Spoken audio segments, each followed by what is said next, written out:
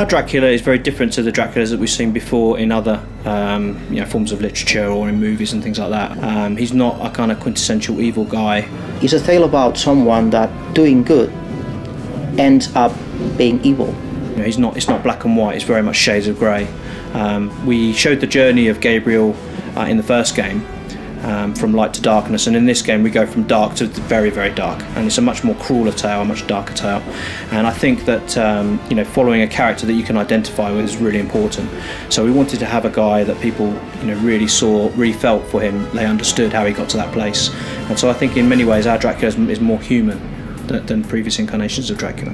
Dracula's motivations are to end his immortal life. That's the main thing that's driving him in the game. He's been alive for a long time.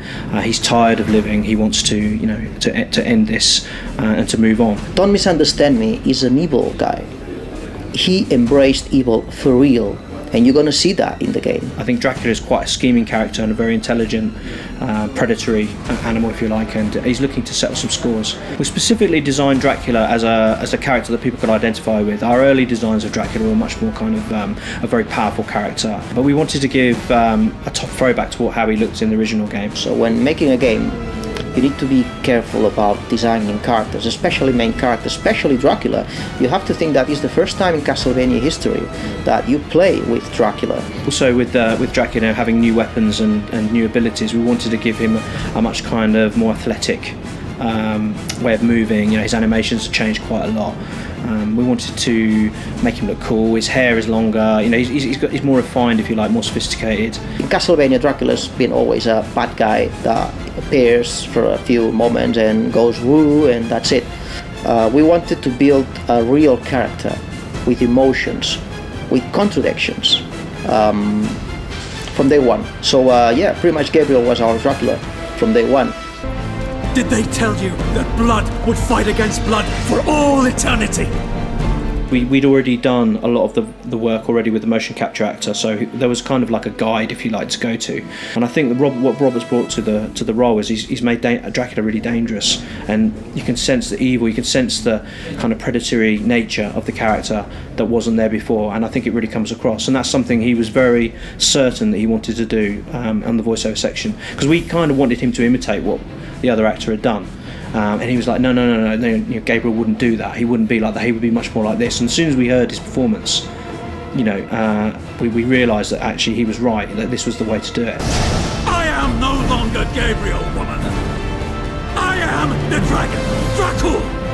I am the Prince of Darkness. I think my favourite Dracula in cinema is probably Gary Oldman's portrayal of Dracula in the Francis Ford Coppola film. He changes quite a lot between, a real person with emotions. He loves, Winona Ryder's character, and the love between them is quite, very powerful. But also, he's kind of this nasty, he's this monster, and we see that really clearly. And I really think his portrayal was probably the best Dracula I've ever seen. I also loved the previous one, especially Nosferatu, the old, very, very old movie.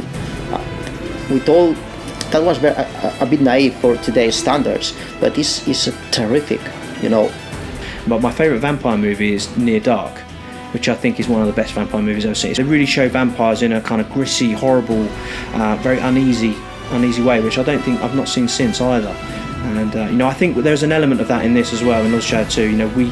We do things with our Dracula that I don't think have been done.